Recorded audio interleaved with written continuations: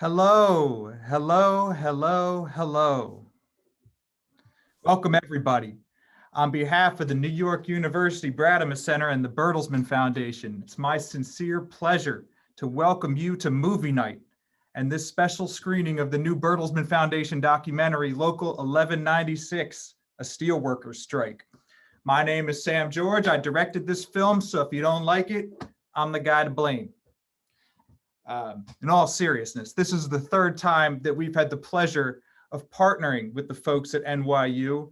The last two screenings we did for our last two films, they were both set in urban parts of the country. In Washington, D.C., we did Go-Go City. In Baltimore, we did a film called Out to Vote. With this film, which we actually started working on 1 year ago, March of last year, we thought it was really important to get out of cities, to get into the smaller towns, maybe some more rural neighborhoods, to get a different perspective on this moment in American history. So a year ago, I started poking around at different areas, reading different newspapers, and I came across this short article in a Western Pennsylvania newspaper called the Tribune. And it said the United Steelworkers of Local 1196 in Brackenridge, Pennsylvania had enough. And that if a deal for a new contract wasn't worked out soon, they were going to go on strike. And I looked at the picture in the newspaper and I saw this hulking blue steel mill hanging over this beautiful town on a river. And I wanted to know what was happening there. It's a story that immediately caught my attention because my father grew up in the Pittsburgh area. He worked in the steel mills in college and was part of the union. And I knew how important those mills used to be for the local economy.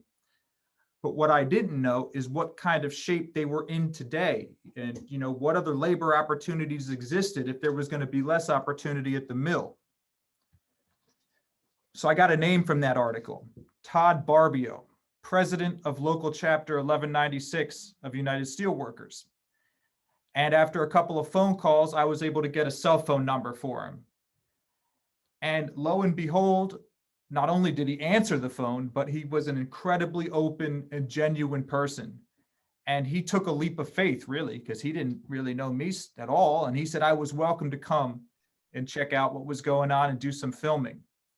Now, I wasn't even supposed to start this, at that point, undefined documentary for another couple weeks.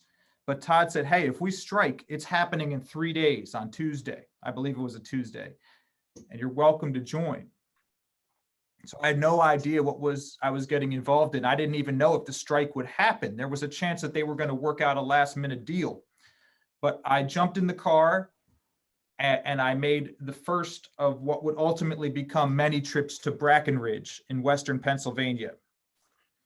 And every bit a man of his word, Todd welcomed me in, introduced me to the other members, and gave me a chance to tag along for the ride. And now here we are, a year later, ready for this first screening of the film. And I think this documentary is a very important vision of the state of blue-collar work in America, of organizations, of unions, and from my perspective, maybe most importantly, how the challenges that we saw in urban areas, employment, healthcare, family, those are the same challenges in smaller towns and rural areas. I feel like many people walk around convinced that we're a divided country without realizing how similar our goals and challenges are. So with that, I'm going to roll this documentary film, some housekeeping notes. The film is 1 hour long. Afterwards, I'll be back to host a conversation with Todd Barbio and with Professor Cynthia Eslin of New York University Law, who has an expertise in labor and organizing. It's a participatory conversation. So I have some questions lined up, but folks watching tonight, you can type your questions in and we'll be sure to get to them and pass them along to our panel. So that is the key points. Now we're going to move on to the movie here. Professor Eslin, it's great to see you. If you could mute your microphone at this point, this is a great time for all of us panelists to mute our microphones and turn off our cameras. And one other kind of small house cleaning note, we want you to be able to see this film on your full screen. So for some reason, when I pop it up, if you see the screen and then you also see a bunch of our little pictures, you should be able to change your view to full screen mode on your top right. You should be. But we're going to try our best here. This is going to be an awkward couple seconds now because I'm going to turn off my microphone and my video, and I'm going to transition to the film, and then we'll be back with you on the other side. I very much hope you enjoy, and I look forward to the conversation.